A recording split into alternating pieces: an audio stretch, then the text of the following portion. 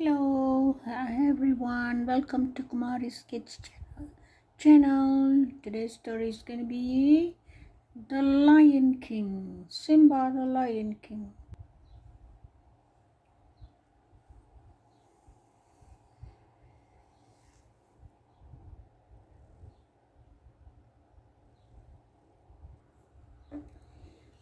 The sun came up over the African plain, hot and brilliant, just as had done since the beginning of time.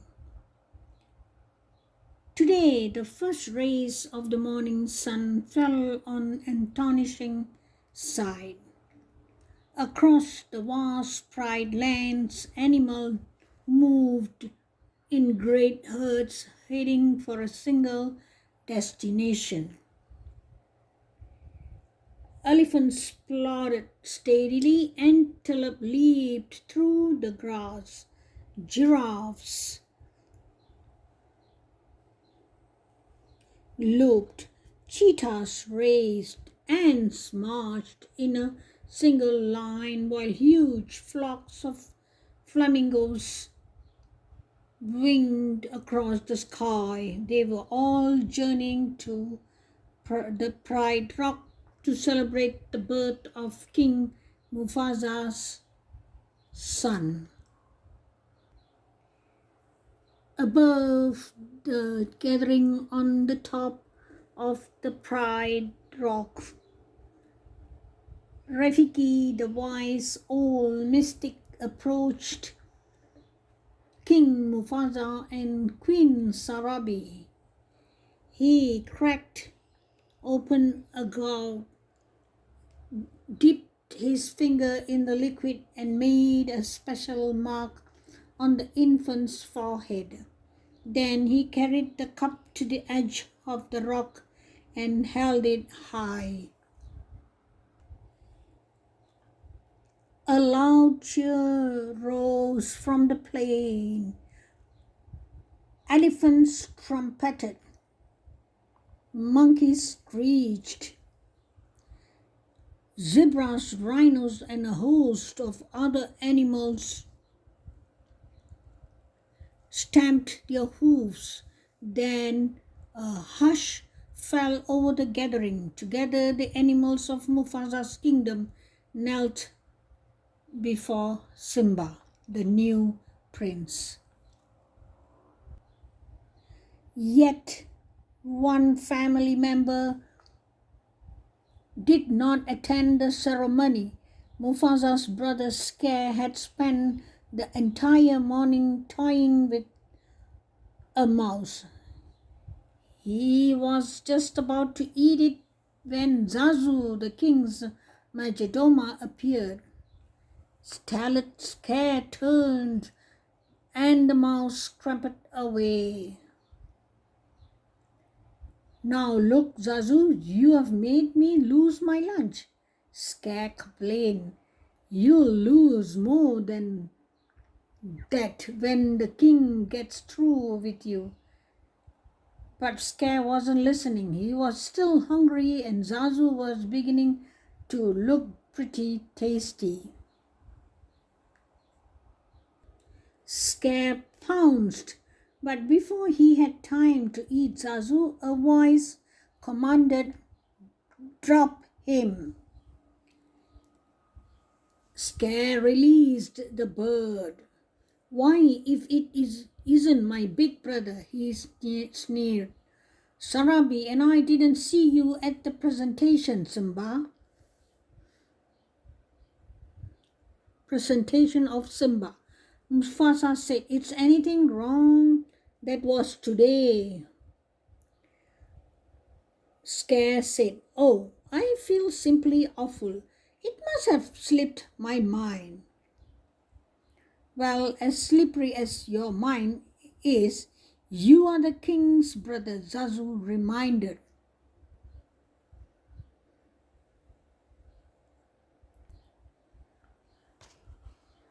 Zazu also reminded Scare that he should have been the first in line to congratulate his brother. I was first in the line until the little hairball was born, retorted Scare. That hairball is my son, Mufasa reminded him, and your future king. I shall practice my crusty, Scare said. Then he turned his back on them and walked away. The days passed and Simba grew from an infant into a cub. One morning before dawn, Mufasa led Simba to the top of Pride Rock. As the sun edged over the horizon, Mufasa said, Simba, look, everything the light touches is our kingdom. A king's time as ruler rises and falls like the sun. One day the sun will set on my time here and will rise when you as the new king. And this will all be mine. Wow, said Simba, looking around. But what about the shadowy place? Mufasa turned to his son. That is beyond our borders. You must never go there, Simba. As they wandered away from the Pride Rock, Mufasa said, Simba, everything you see exists together in a delicate balance. As the king, you will need to understand that balance and respect all creatures because we are all connected in the great circle of life. The young cub tried to listen, but a grasshopper caught his eyes and he chased after it.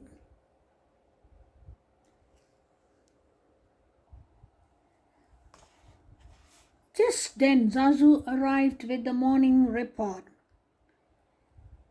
Sir, he addressed, Mufasa, hyenas have crossed into the Pride Lands.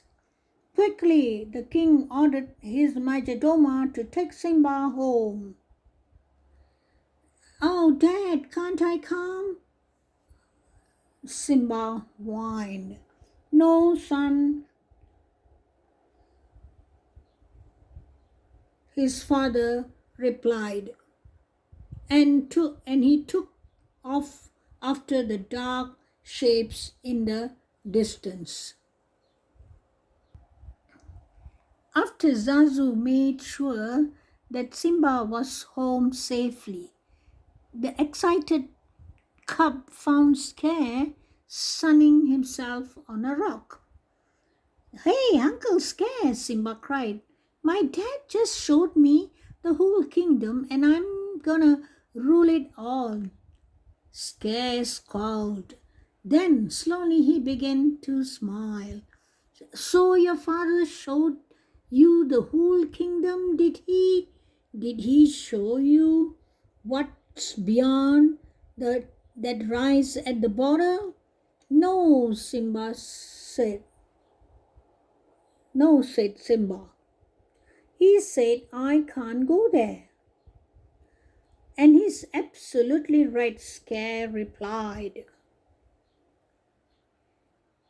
It's far too dangerous. Only the bravest of lions go there. An elephant graveyard is no place for a young prince. An elephant? What? Said Simba. Wow. Oh dear, I have said too much, said Scare. Grinningly, slyly, I just do me one favor, he added. Promise me that you will never visit that dreadful place, and remember, it's our little secret. As Scare backed away, Simba stared at the distant spot on the horizon. He had no idea that Scare had cleverly set a trap to rid himself of future king forever.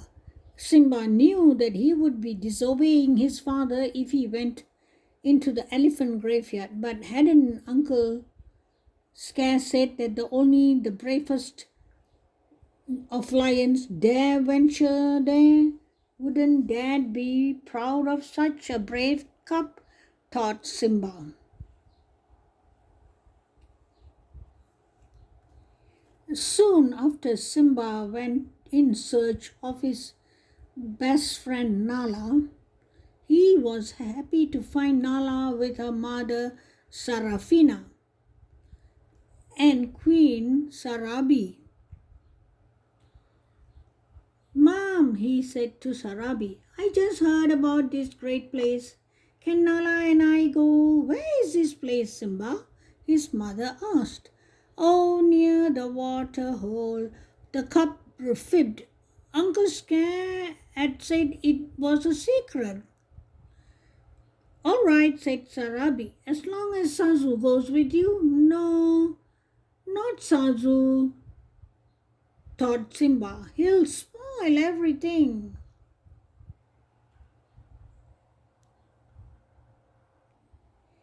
As Sazu led the way, Simba whispered to Nala, we have got to ditch him.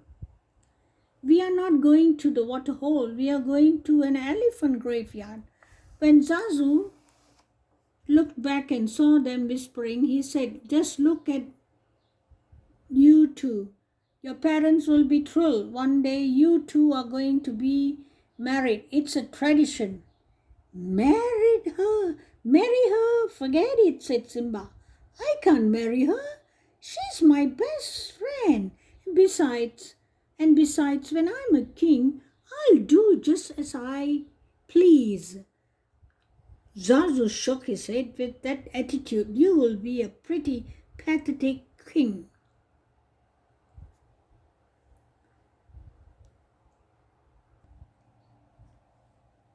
Simba laughed at Zazu. I can't wait to be king, the cub shouted, and he scampered away across the plains. Nala followed, and the two of them darted in and out of herds, escaped from Zazu.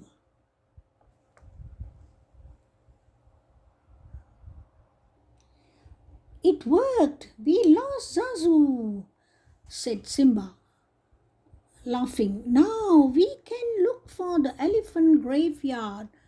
In the spirit of victory, Simba playfully leaped for Nala, but he was too quick for him and flipped him into his bag.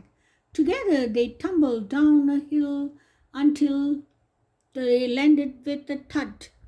Next to them was a huge elephant skull. A thud. This is it. We made it, said Simba. Wow, exclaimed Nala. It's really creepy. Come on, said Simba. Let's check it out.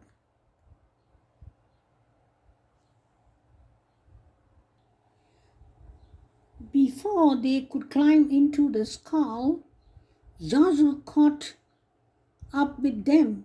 We are way beyond the boundary of the Pride Lands, he said. All right now, we all in a very real danger. I laugh in the face of danger, said the brave lion cub. Ha ha ha, replied the elephant skull. Then out of the skull's cavernous eye holes popped three slobbering hyenas. Well, Banzai, what have we got here? Said one hyena. I don't know, Zenzi answered another. What do you think? Eat. The third hyena just licked his tongue, his lips, and laughed. Baring their fangs in wide grins, the hyenas crept toward the trespassers. They grabbed Zazu first. Why don't you pick on somebody your own size? Simba shouted. The hyenas dropped Zazu and raced after the cubs. When the Zenzi threatened Nala, Simba swift his claws across the hyena's nose.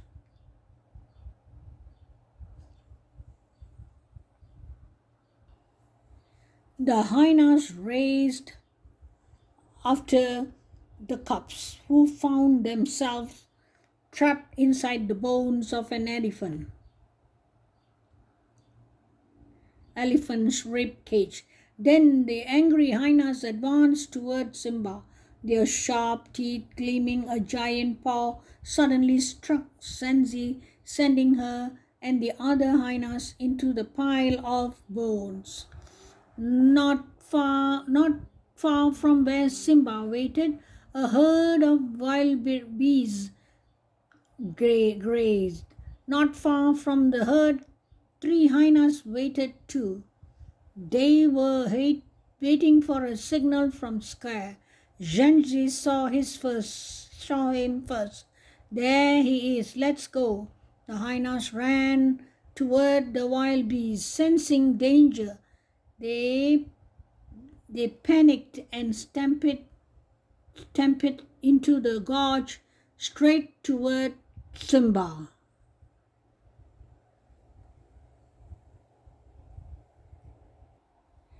Nearby, Mufasa and Zazu noticed the dust rising from the gorge.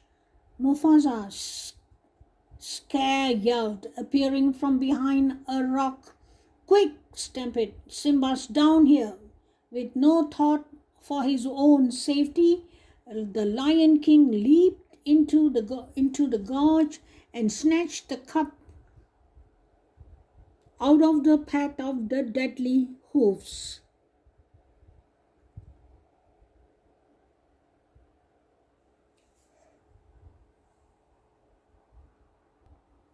Mufasa jumped onto the rocky ledge and set Simba down. Suddenly, Mufasa felt the rocky wall tremble beneath his hind paws. He fell back into the herd, badly hurt. He tried to climb another cliff. Looking up, he saw Scare.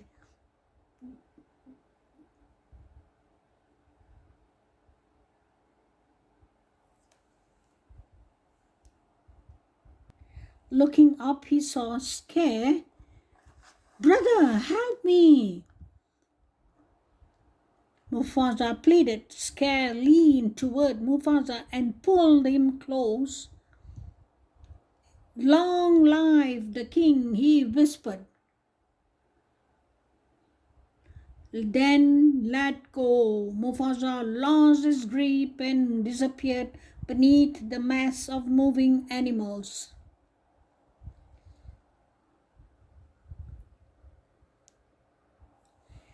Unaware of what Scare had done, Simba saw his father fall when the wild bees were gone. The cup raced down into the dust-filled gorge. There Simba found his father. He nestled the motionless body, but the great Lion King was dead.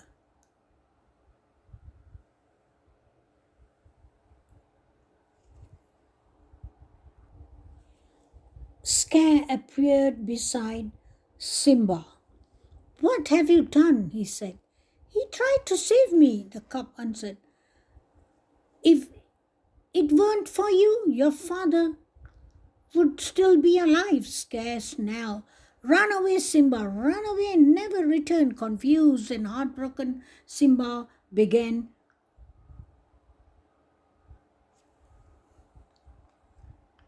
to run. He did not see the hyenas join Scare or hear his uncle give the order to kill him.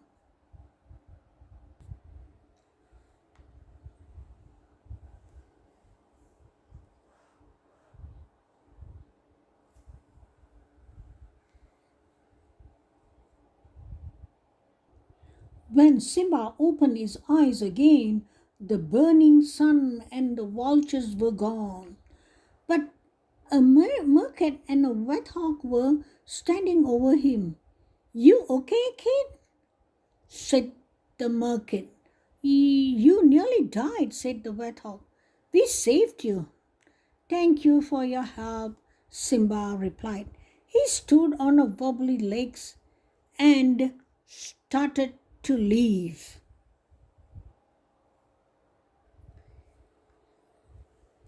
The mercat called after the shaggy cub. Where are you from? It doesn't matter, Simba said quietly.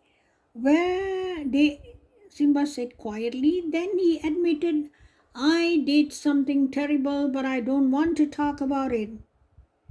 Then you are an outcast, cried the merchant. So are we. My name is Timon, and this is Pumbaa. Take my advice, kid. You gotta put your past behind you, and no past, no future, no worries. Hakuna Matata. With nowhere else to go, Simba followed Timon and Pumbaa to their jungle home. As Timon handed Simba some wriggling bugs to eat, the merchant repeated, this is the great life. No rules, no responsibilities, and best of all, no worries.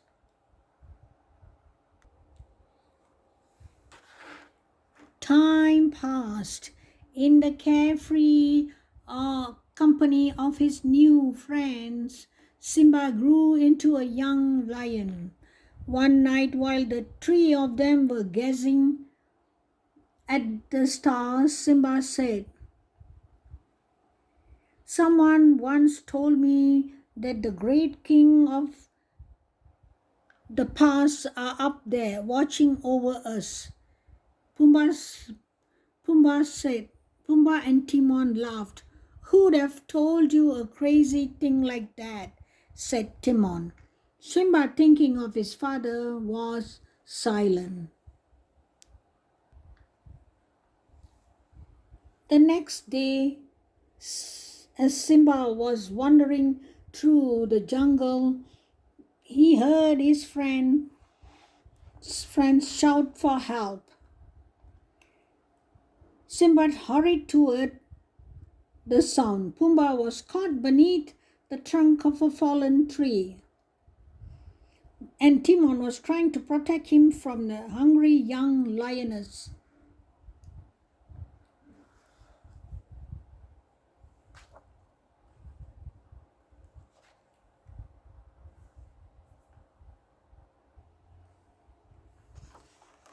As As she leaped, Simba threw himself forward and knocked the lioness aside. From a moment they tussled. Then the lioness pinned him to the ground and stared down at him. Simba, she said hesitantly. Nala, he replied. As the lions hugged, Timon cried, what's going on here? Simba laughed and introduced Nala to his friend. He smiled politely, but she could not stop staring at Simba.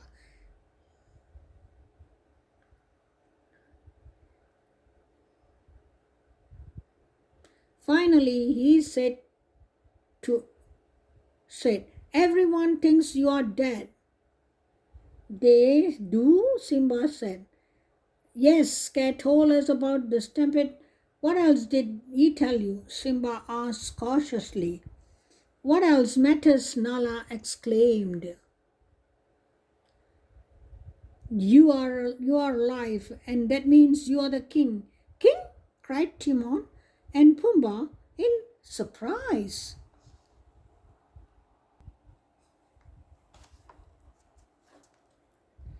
Excusing themselves, Simba and Nala strolled into the jungle. Scare let the hyenas take over the pride lands. Nala said, everything's destroyed. There's no food, no water. Simba, if you don't do something soon, everyone will starve. I can't go back, he insisted. Nala did not understand why Simba refused to accept responsibility and help the pride. What's happened? What's happened to you? She asked. You're not the Simba I remembered. You are right, I'm not, he said. Now, are you satisfied? Before he turned to leave, Simba added angrily, listen, you think you can just come and show up and tell me how to live my life? You don't even know what I've been through, Nala called after him, but Simba ignored her. That night, while the others slept, Simba sat on a rock and gazed up at the twinkling sky. I don't care what anybody says, he said aloud. I won't go back. What would it prove anyway? It won't change anything. You can't change the past. The Simba heard a strange sound. Somewhere in the jungle, someone was chanting in a sing-song voice. As if from nowhere, the bent figure of an old baboon appeared. Who are you? Simba asked, slightly annoyed. The question, who are you? Said the baboon.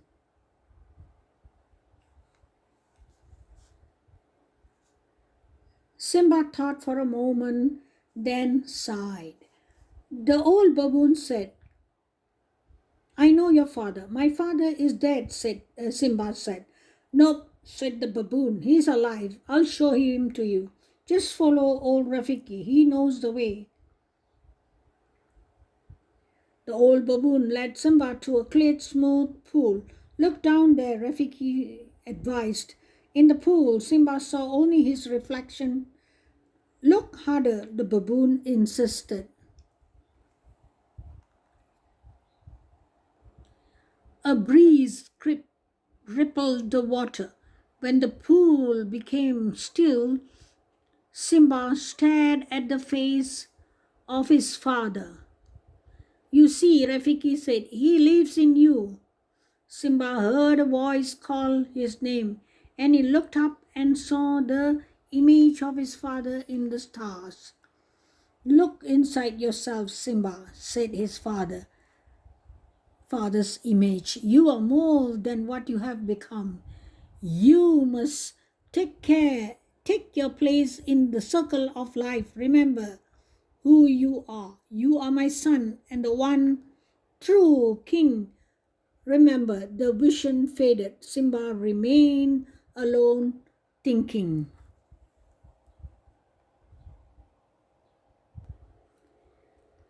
The next morning, Nala, Timon, and Pumbaa looked all over for Simba. Finally, Rafiki caught up with them. You won't find Simba here, the baboon said.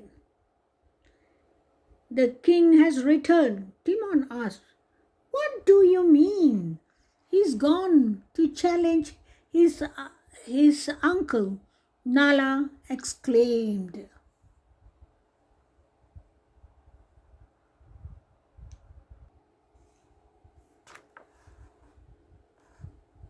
Ahead of them, Simba moved swiftly toward Pride Rock.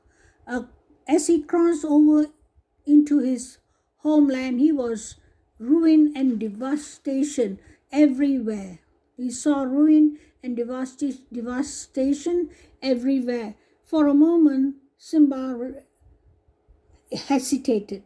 Then he felt a fresh wind and saw rain clouds gathering on the horizon. With renewed hope, he continued his journey. Soon Nala joined him, as did Pumbaa and even Timon. As they approached Pride Rock, they saw some hyenas. Pumbaa and Timon stayed behind to divert the pack.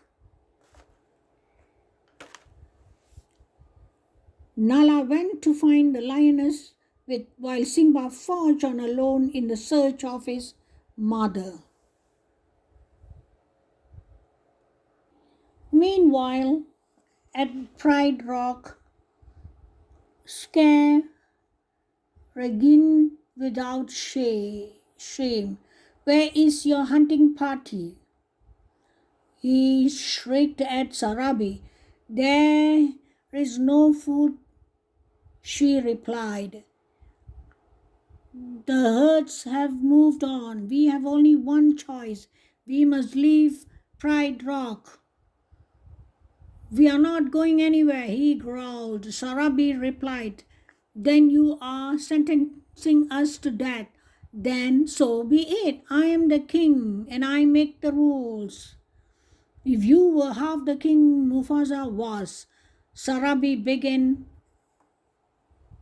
and dragged, scare, struck her, and she fell.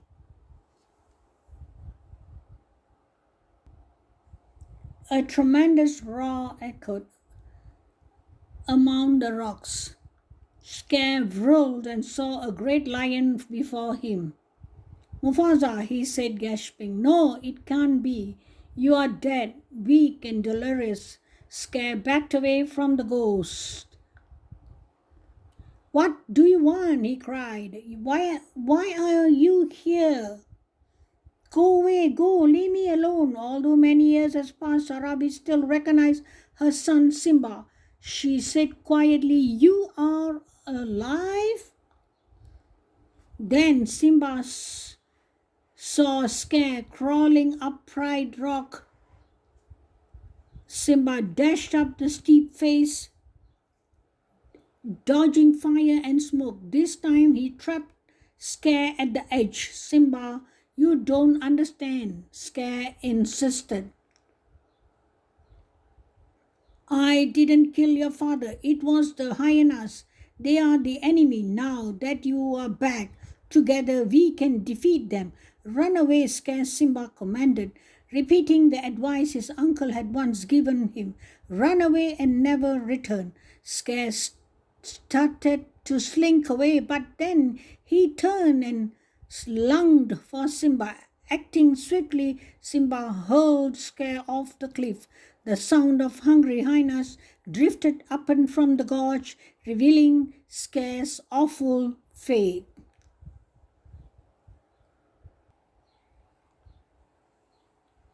As rain began to fall, Simba climbed to the top of Pride Rock. Then the clouds parted, revealing a star-filled sky. Simba roared triumphantly, and all who heard him reacted with joy. Soon, under the rule of a wise, brave king, the Pride lands flourished. The herds returned to graze, and food was plentiful once again.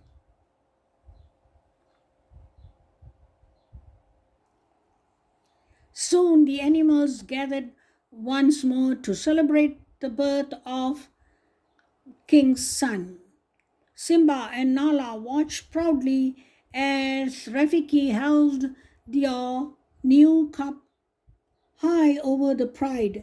As the morning sun touched the African plain, Simba thought of something his father had once told him. As a king's time as a ruler rises and falls like the sun. One day the sun will set on my time and rise with you as the new king. Someday Simba would pass on the same words to his own son, continuing the unbroken circle of life. Okay, this is the end of the Lion King stories.